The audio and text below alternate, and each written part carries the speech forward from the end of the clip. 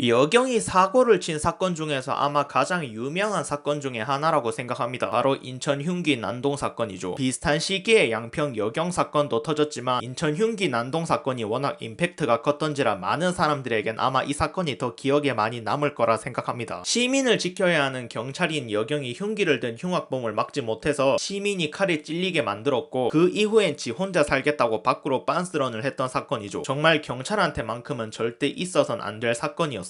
그 여경이 잘만 대처했어도 아직까지 아무 탈 없이 일상생활을 했을 수도 있었으니까요. 근데 이번에 그 사건 관련해서 자세한 내막이 또 나왔다고 해서 논란이 되고 있습니다. 인천 흉기 난동 피해가족 경찰이 병원 바로 안 데려가 심정지. 사건 피해자인 40대 여성의 남편 C씨는 증인으로 출석해 사건 당시 탈진해서 아내를 병원에 데리고 가달라고 도움을 요청했으나 경찰관들은 바로 조치하지 않았다며, 그때만 데리고 갔어도 뇌는 다치지 않았을 텐데 안타깝고 너무 가슴이 아프다고 말했다. 그는 경찰관들이 밖에 있는 사이 제가 칼등으로 범인을 기절시켜 제압했더니 뒤늦게 경찰관들이 올라왔다며, 그런데 경찰관들은 범인을 데리고 내려가면서 바닥에 흥건한 피도 밟지 않으려고 피했고 아내를 같이 데려가달라는 요청에도 응하지 않았다고 설명했다. 이어 그때만 아내를 병원으로 데리고 갔더라면 심정지도 없었을 것이고 뇌가 괴사하는 일도 없이 지금쯤이면 평범한 생활을 할 수 있었을 것이라고 주장했다. 경찰이 칼에 찔리게 만든 것도 모자라서 대응마저 족같이 했다고 합니다. 그 결과 빠르게 대처했으면 살 수도 있었던 사람은 심정지를 당하고 뇌가 괴사해서 식물인간으로 살고 있다는 거고요. 사실 경찰식이나 되는 인간이 시민의 칼에 찔리게 만든 것도 진짜 말이 안 되는 상황인데, 후속 대응까지 족같이 했다는 게 알려진 상황에서도 여경을 쉴드 칠 수 있는 사람이 몇이나 될까 궁금하네요. 물론 같이 있었던 남경도 쓰레기는 맞습니다. 저는 당시에 정말 어이없던 상황이 뭐였냐면,